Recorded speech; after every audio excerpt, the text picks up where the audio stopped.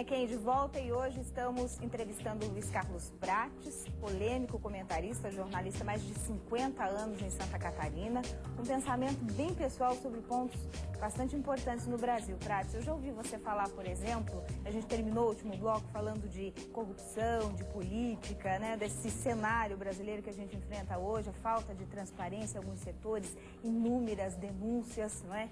E você já defendeu o regime militar. Você, uma época, disse que o governo militar, o regime militar, era mais vantajoso para o Brasil. O Brasil era mais ético naquela época. Você acha que, se voltasse o regime militar, a gente poderia consertar o erro, corrigir a rota?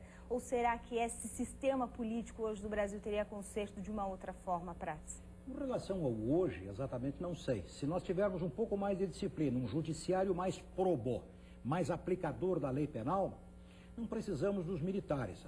A história mudou um pouco. Agora, naquela época, eu era um jovem jornalista, eu andava na rua com um radinho portátil, 3 horas da madrugada. Não tinha um vagabundo para me assaltar. Mas naquela época tinha censura. Eu nunca transitei por essa censura, eu fazia jornalismo esportivo, eu não a conhecia. Agora, a censura de parte de quem? Dos caras que queriam estabelecer no Brasil uma ditadura comunista. Nós estaríamos hoje, de língua de fora, pedindo esmola pelas esquinas. Ditadura comunista. Qual foi o regime comunista que deu certo? Essa história do vamos tirar do rico para dar para o pobre? Mas como? Se é o rico que é o empregador, que é o gerador de riquezas. Enfim, o Brasil cresceu muito naquela época. E depois, porque se tivesse sido uma ditadura, os generais não teriam entregue o poder, não teriam aberto a porta para o regime democrático. E todos eles morreram pobres.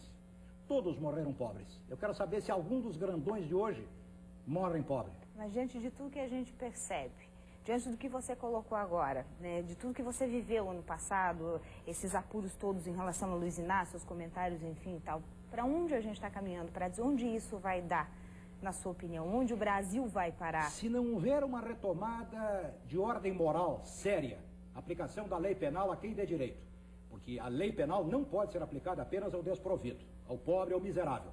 Tem que ser também para o colarinho branco. Esse tem que ir para a cadeia. Uma frase do Fernando Henrique de dia destes. Se eles perderam a vergonha, eles têm que ter o medo, os de colarinho branco, e que estão fora da lei. Eles têm que ter o medo da cadeia. Claro que não.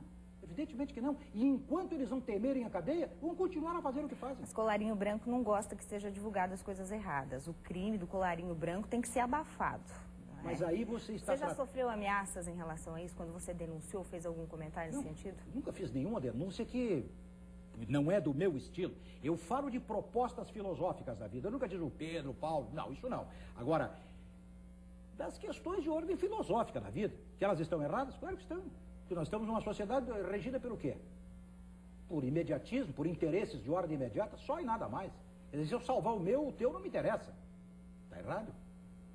Voltando um pouquinho à questão da educação dos brasileiros, que é uma tecla que você bate muito em relação à falta de cultura, falta de inteligência, falta de moral. E você, nas suas palestras, fala muito em relação à família, resgata muito essa questão da família. Mas onde que está o ponto disso tudo? Você, enquanto pai de família, como é que você age assim dentro da sua casa? O comentário que você faz na TV, você também leva para dentro de casa? Você é o mesmo Prates? Com certeza. Diante das câmeras certeza. E fora das câmeras? Com certeza. Dia desse eu cheguei num hotel e um garoto que me pegou as malas disse assim: eu ainda vou lhe pegar no contrapé. Digo, não entendi. Eu leio as suas colunas, ouço seus comentários e eu ainda vou lhe pegar numa incoerência. Não vai. Ah, não vai. Eu posso mudar no secundário, não no fundamental. Rui Barbosa dizia assim: multiplicai a família e tereis a pátria. Se a pátria não vai bem, rebobinando esta fita, nós vamos cair dentro de casa. Pai e mãe educando o filho, pai e mãe se respeitando. O respeito está em extinção. As crianças estão sendo educadas para avançar o sinal, para furar a fila na cantina, para não respeitar o colega, para isso e para aquilo. Qual é a expectativa futura de uma sociedade regida pelo vamos nos salvar e os outros que se danem? Não vejo possibilidades. Prates quer terminar a vida fazendo jornalismo, vai continuar polêmico do mesmo jeito?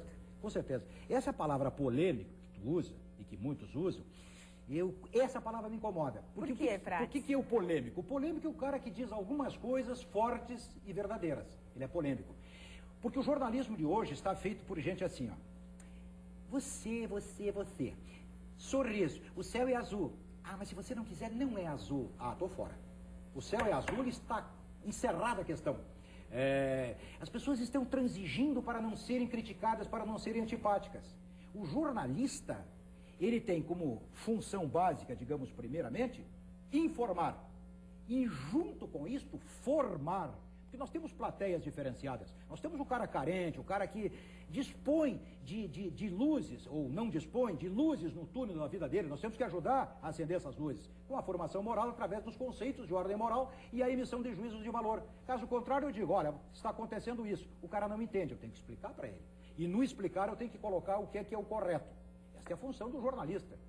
Ah, mas isso aí é muito contestado. Já que você não gosta da palavra polêmica e ela te incomoda, qual seria uma palavra ideal para definir Luiz Carlos Prates, então? O justiceiro. Não seria meio prepotente, Prates? Não, porque justiceiro tanto pode ser o cara que pega uma pistola e sai a soldo, a mando de outro, fazer justiça, quanto pode ser o cara que luta pela justiça. Eu estou falando dessa segunda hipótese. Do justiceiro que gosta da justiça. E aí tu te expõe diante da própria justiça. Se você tivesse que corrigir alguma coisa no teu modo de pensar, de se expressar, de agir, o que você corrigiria? Complicado. Porque se eu disser assim, ó, eu gostaria de ser menos impetuoso, eu estaria dizendo, eu não gostaria de ser tão apaixonado. Eu não consigo ver apaixonado sem ser impetuoso. Mas será que todo mundo apaixonado assim... Mas aí tem a interpretação do que é paixão. Paixão é ardência. Eu não estou falando de amar a Maria, a Tereza, não é isso. Sim, você está falando de paixão pelo que você fala. Exatamente, uma coisa intensa. Entendi. Quando você é intenso, você é incondicional. E o incondicional é antipático. Mas você não tem problema nenhum, né? Das pessoas te acharem antipático. E, aliás, eu preciso falar uma coisa que é bem interessante.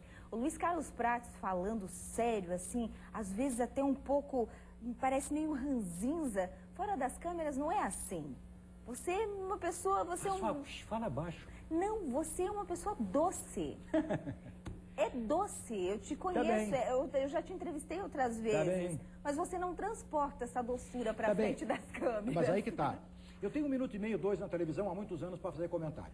Se eu for doce nesse comentário, não vou conseguir o meu objetivo, atingir o meu objetivo. Então eu tenho que ser duro, imediato e tal. Aí tu te torna um pouco antipático. E mas o propósito tem que ser bom. Tu está feliz como é? Muito. Então é isso que importa.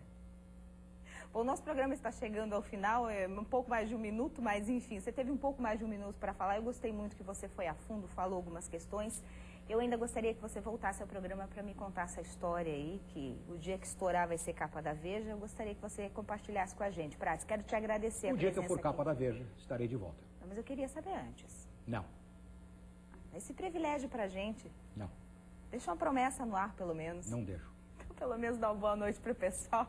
Obrigada por você ter vindo. Eu que te agradeço. Já estou levando a fita para os meus melhores momentos. Eu vou arrancar dos bastidores. A gente volta na semana que vem. Boa noite pra você e até lá.